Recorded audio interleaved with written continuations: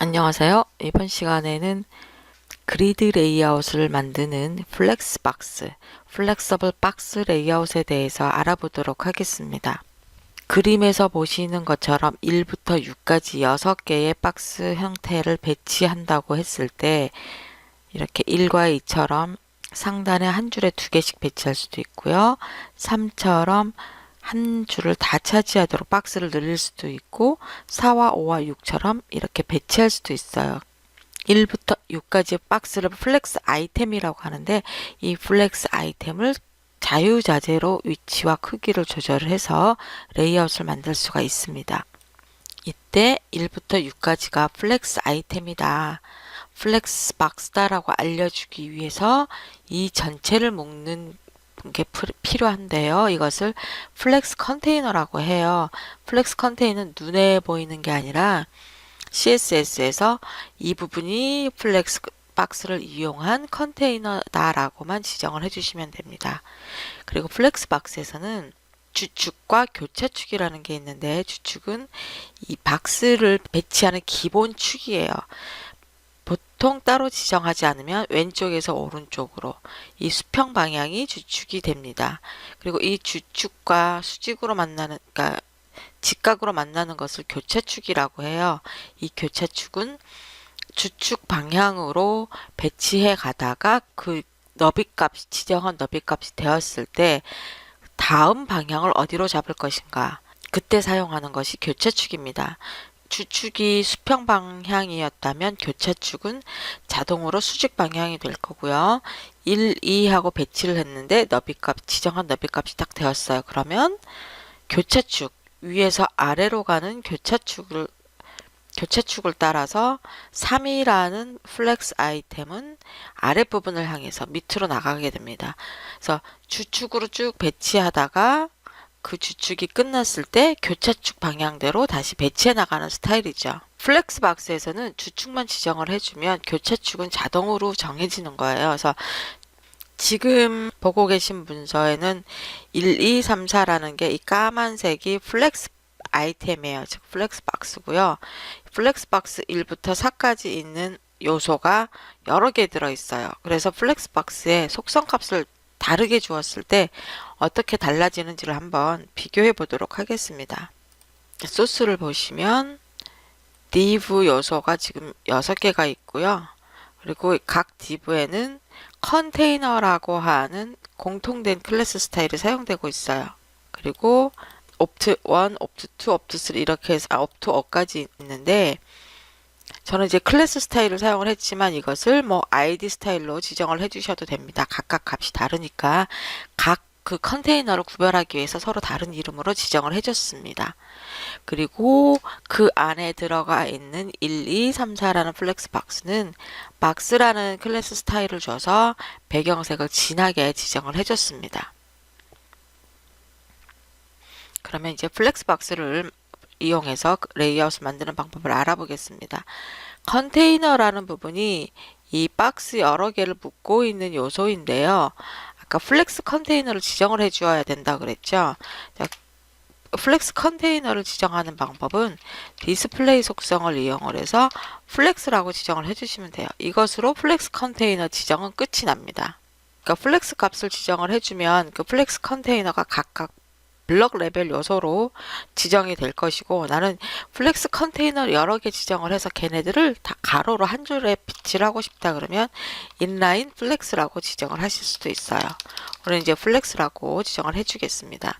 플렉스 박스에서 가장 먼저 사용하는 속성을 한번 볼게요. 플렉스 디렉션이라 그래서 아까 우리가 주축이 있었을 때, 아까 주축하고 교차축이 있었는데 어떠한 것을 주축을 할 것인지를 결정을 해주는 거예요. 그러니까 플렉스 디렉션 로우라고 하는 것은 가로 방향, 수평 방향을 주축을 하는 건데 기본 값입니다. 따로 지정을 하지 않아도 가로로 지정이 돼요. 그리고 이 로우 값은 왼쪽에서 오른쪽으로 가게 됩니다. 만약에 플렉스 디렉션을 세로로 하고 싶다 그러면 칼럼이라고 지정을 해주시면 돼요. 그러면 얘는 방향이 위에서 아래로 수직 방향으로 가게 됩니다. 자, 위에 1, 2, 3, 4는 내가 주축을 row라고 했기 때문에 왼쪽에서 오른쪽으로 가게 되고요.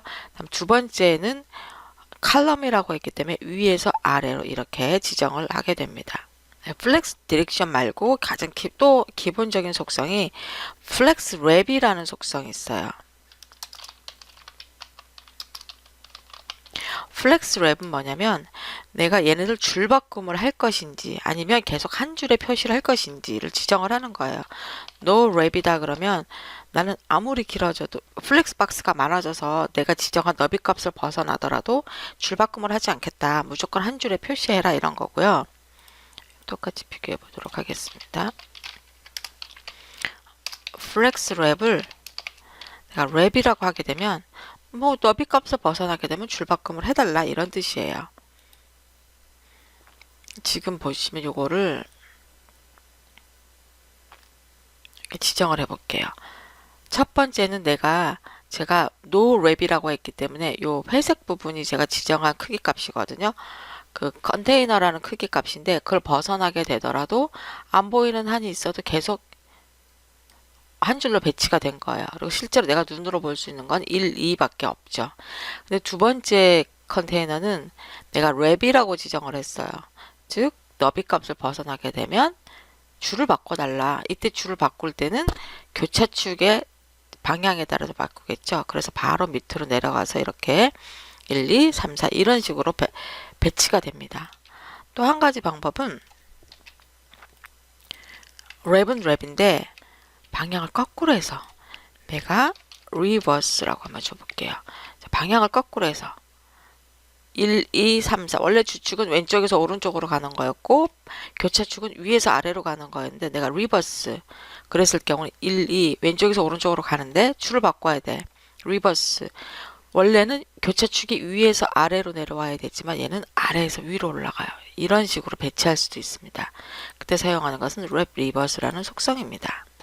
또 많이 사용하는 속성이요. justify content라는 속성입니다. justify content라고 쓰면 비주얼 스튜디오 코드에서는 네가 여기서 사용할 수 있는 값이 무엇이다 라고 알려줘요. 한번 하나씩 값을 정해보도록 할게요. justify content를 처음에 flex start로 한번 지정을 해보겠습니다. 그리고 두 번째 것은 flex end 이거는 center라고 지정을 해보고요.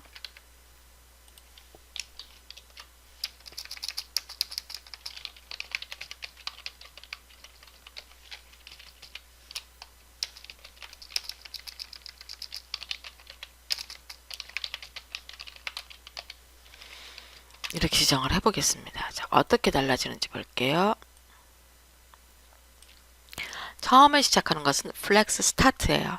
그러니까 배치를 하는데 이 회색 부분은 컨테이너 영역이에요. 컨테이너 영역 안에 4개의 플렉스 아이템이 있어요. 이 플렉스 아이템을 배치를 할 때 내가 플렉스 스타트다 그러면 플렉스 컨테이너 시작 부분부터 하나씩 둘씩 이렇게 차근차근 배치를 해나가게 됩니다.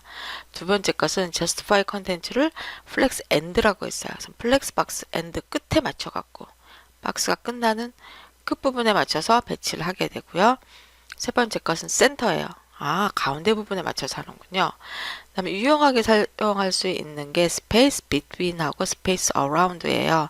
자, space between은 첫 번째 요소는 맨 왼쪽, 마지막 요소는 맨 오른쪽 그렇게 해놓고 나머지 부분을 균등하게 배치를 하는 겁니다. 그럼 space around는 뭐냐면 4개의 요소의 여백을 똑같이 주는 거예요. 지금 이 가운데 부분이 넓어 보이는 것은 1에 해당되는 여백과 2에 해당되는 여백이 겹치기 때문에 이 부분이 넓어 보이는 거고요. 이 4개의 요소의 여백을 주변에 똑같이 지정해 주는 게 스페이스 어라운드예요. 그래서 스페이스 비트윈이나 스페이스 어라운드를 사용을 하면 이렇게 여러 개의 요소를 한 번에 배치하기가 쉬워집니다.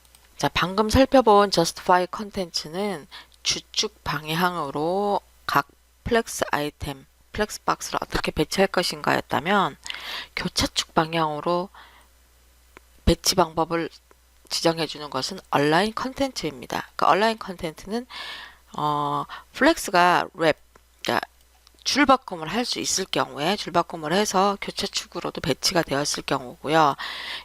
여기서는 얼라인 컨텐츠에 사용할 수 있는 여러 가지 속성 값들에 대해서 알아볼 텐데, 값을 보면 플렉스 스타트, 플렉스 엔드, 센터, 스페이스 비트윈, 스페이스 어라운드 딱 보면 아까 justify 컨텐츠하고 똑같다는 것을 알 수가 있습니다. 한번 브라우저로 확인을 해볼게요. 자, 브라우저로 확인을 했더니 지금 제가 이 컨테이너의 너비값하고 높이값을 지정을 해줬어요. 처음에 align 컨텐츠가 플렉스 스타트일 때 align 컨텐츠는 교차축을 기준으로 한다 그랬죠. 그래서 윗부분 플렉스 스타트라는 게 왼쪽 위를 가르치게 되고 플렉스 엔드라는 거는 수평축에서 가장 아랫부분을 가르치게 됩니다. 그리고 센터는 위와 아래의 중간 부분, 그러니까 수직 방향으로 가운데 부분을 말하게 되고요. 스페이스 비트윈과 스페이스 어라운드 역시 위의 맨 윗, 그러니까 교차축의 맨 윗부분과 교차축의 맨 아랫부분에 배치를 하고 그 다음 필요한 게 있을 경우, 더 많은 요소가 있을 경우 가운데에서 적절하게 배치를 하게 됩니다. 스페이스 어라운드도 마찬가지고요. 근데 얼라인 컨텐트에는 한 가지 다른 값이 있어요. 이 다른 값이 뭐냐면 스트레치라는 속성이 있습니다. 스트레치는 쭉 늘린다는 뜻이죠. 어떻게 다른가 볼게요.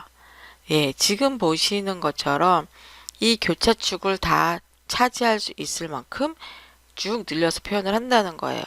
이 너비값 때문에 어쩔 수 없이 교차축으로 두 개의 요소가 배치가 되어 있는데 이 두 개의 요소가 교차축을 다 차지할 수 있을 만큼 이렇게 쭉 늘려서 배치한다는 뜻입니다. 이게 바로 justify 컨텐트하고 align 컨텐츠의 차이예요. 네, 지금은 플렉스박스 레이아웃을 이용하기 위한 플렉스박스의 기본적인 속성들에 대해서 살펴봤는데요.